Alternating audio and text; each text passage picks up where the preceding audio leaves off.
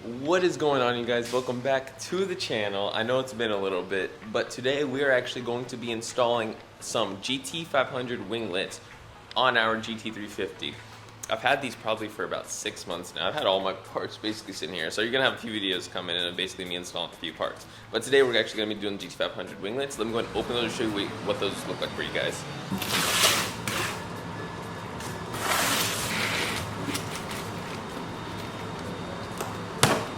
Excuse the loud noise, but here are the winglets basically. Very simple, nothing to them. Let me go ahead and unwrap these for you guys so we can actually see what we're looking at here. Alright, you guys, so we have the winglets here unboxed. We have our driver's side and our passenger side here.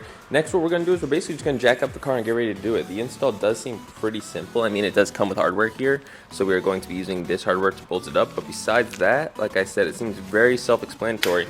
Let's go ahead and jack it up. Alright, you guys, so now that we have the car jacked up, basically all we're gonna do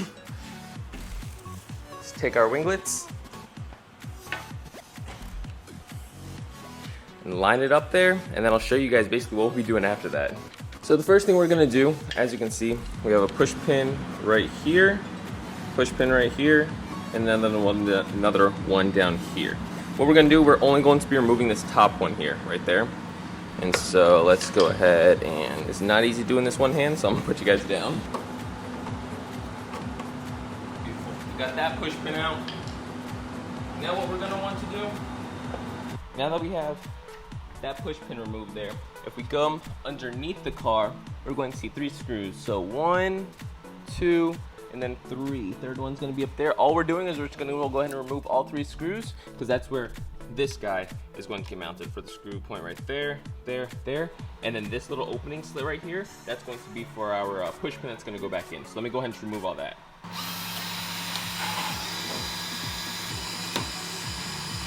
Alright, so now that we have all that removed, we're basically just going to sit up our splitter and get ready to mount the whole thing on. So all we're going to do now is basically just take one of our bolts, feed it through here, just to get it aligned. Now we have everything aligned there. All we're gonna do now is take our old push pin and slap it right back in here. So our old push pin isn't working, and I think that's why. So what we're gonna do is take the push pin that ZL1 Addons provides us with and just slap it in there. Now that everything is basically set in place, we're just going to go underneath and just tighten everything down now.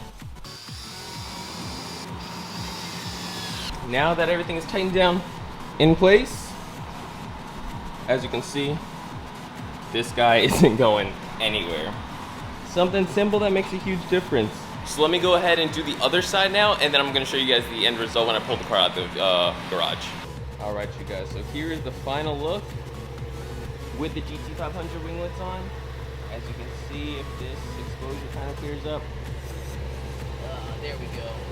There's that side, then there's that side. Together, it just adds like a whole more aggressive look to the vehicle. Overall, it just makes the vehicle look a lot more aggressive, to be honest. I mean, it's such a simple add-on, but it does so much to look at the vehicle.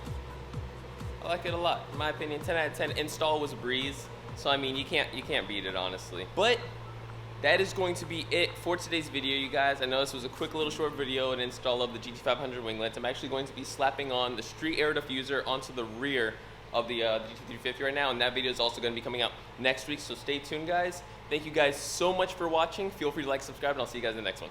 See ya.